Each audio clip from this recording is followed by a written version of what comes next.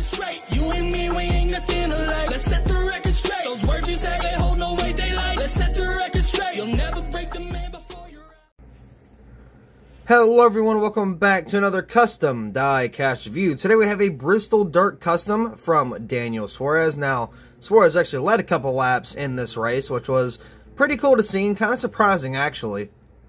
Now, this will be in the Bottom Bag Diecast Bristol Dirt Custom Wave, and honestly, originally, it was not supposed to be this way. It was supposed to be Denny Hamlin's race version from the Bristol Dirt race, but I found this one and I'm like, you know what?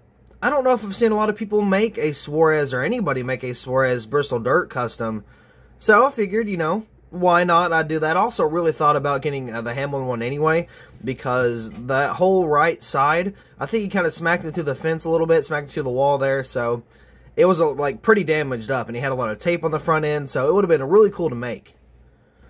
Who knows, maybe someday down the road we'll make a 124 and still make a 164, or maybe just a 164, or maybe just 124, we don't really know, but yeah, so that would be pretty fun to do. So we got Suarez right here today. We still have one more to complete this wave that we have not reviewed yet, and we will do that tomorrow, along with just the standard Chase Briscoe and Harrison Burton 2022 diecast. And I say standard because I did a little bit of a customization to a couple of them, and we will review that the day after this, or the day after that. And Chase Briscoe and Burton and all that stuff, we'll do that the day after, because those are going to be the race versions. So yeah, anyway, here's the diecast here, but we are going to look at the little hood. It's nothing special, just the hood, Camping World 99, Suarez, and all that good stuff there.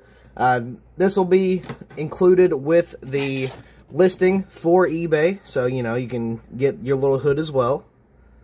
And just like the Authentics, you don't have to pay for it. It's just kind of thrown in there. It's thrown in the pictures, but you don't pay for the hood. It's just free. It's a piece of plastic. So you're paying for the product, but not for the hood. It just kind of gets thrown in there as well. So, not to mention, this paint scheme is really good.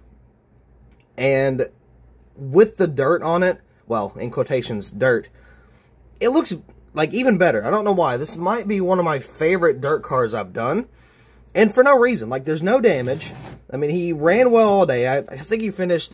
Did he finish the top 5 in this? I'm not too sure. But either way, I mean, there's no damage or anything. It's just a bunch of dirtied up, you know, parts of the car. So, I don't know. I really like it for whatever reason. So, we got Camping World there. Of course, got the dirt and stuff all over it.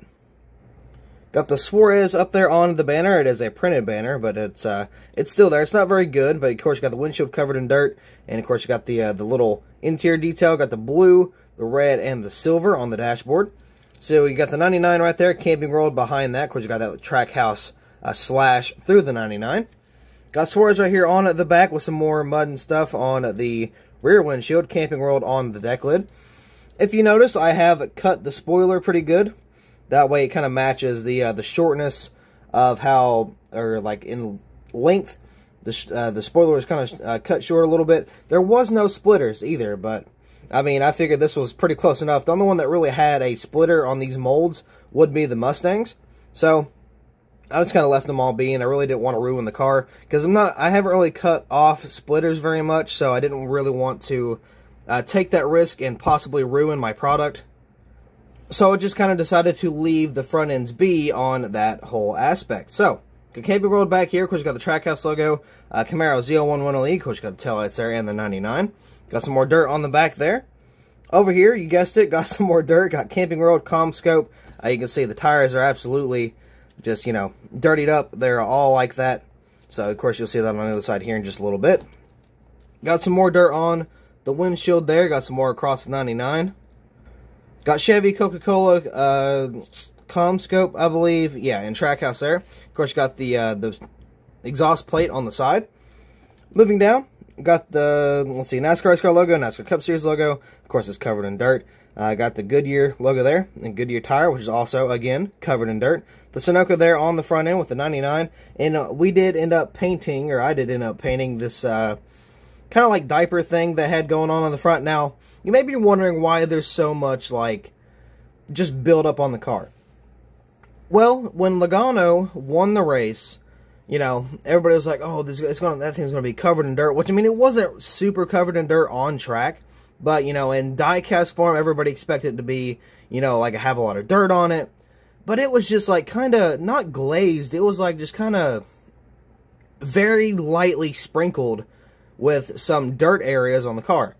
And not a lot of people like that. So I took that into, I guess I kind of use that to my advantage, I guess you could say.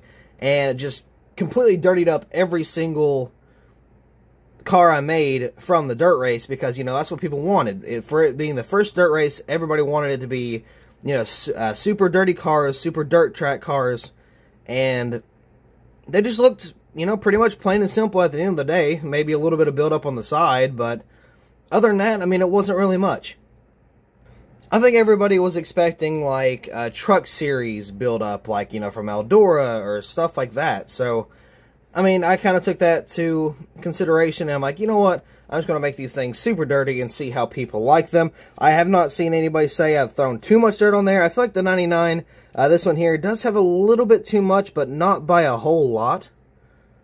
But either way, I still like it pretty good. So, you know, I'm not going to tear it down too much. So I got the Goodyear tire, of course, covered. Cup Series, NASCAR race car. Got Daniel Suarez over the top. Got the window net down. Got some more dirt and stuff on the side. Same for, you know, all the way back here. Of course, you got the tires, which are also covered, or the fourth tire, which is also covered in dirt. Then you can see on the dashboard, or not the dashboard, you can see on the interior that it is painted. You can see steering wheel's painted there. That side of the car, the, what am I trying to say? The roll cage is painted. Same thing with this side, too. So, yeah, there's the whole 360 and interior view. So, let's kind of flip this bad boy underneath and see what we got, because there's a little more detail than we normally do. Which is, of course, you know, having all the dirt and build up underneath the car, which is something I haven't really seen anybody do. I'm not saying nobody else has done it, but personally, I mean, I want to say I'm the only one who's really thought of this, but again, I could be very wrong. Even if I am not the only one to do this, this is still an original idea, because I'm like, you know what? This car is super dirty anyway, why not just kind of throw some stuff underneath? So that's exactly what I did. You can see the tires are all muddy, and the exhaust is all muddy. You can see the gas tank on the back is muddy. Just the whole thing is just covered in that kind of mud buildup or that dirt buildup. Then, of course, we have our normal detail. You got the red fuel tank in the back. Got that little red piece behind, or in front of the axles. The axles are also black with those little supports going up to the exhaust.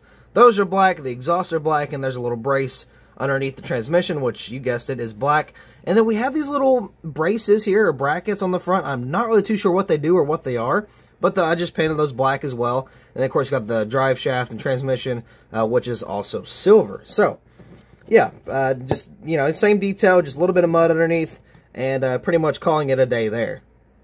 And as I have stated earlier in this video, there is only one more Bristol dirt car that we have to review until we can actually release the Wave to eBay. And of course, you guys will see that technically tomorrow, and then all the good stuff, then the Gen 7 customs will come the day after that. So, after we get that Wave fully reviewed, we'll actually do not a second review, because everything was all spaced out. There was customs I've done like a year ago and stuff like that. So, I was like, you know what? With the new Waves, I'm going to just kind of do a preview. It's a review, but it's not like an in-depth review. Just kind of do 360s, you know, for about, I don't know, maybe a minute per car. And then, you know, we kind of call it there. And then, of course, there's a reveal video, which is kind of what Lionel does. And we'll have both of those videos. And then, of course, we'll put them out on eBay. So, custom packaging as well. By the way, I'm starting to do that. So, that is going to be pretty detailed in terms of, like, having the race name, and of course got the race version on there and all that stuff. So I'm actually pretty excited. I'm doing more detail to the boxes, which is something I've said I wanted to do for a while, but I wasn't really too sure how to, because I was worried about messing up the box and stuff like that. But I'm pretty sure I got it figured out pretty good. So with that being said, look out for those. But that will be all for this custom diecast review. So thank you all so much for watching. I hope you all enjoyed, and I will see you in the next video. You can take away everything that I ever worked for. I'ma keep on pushing till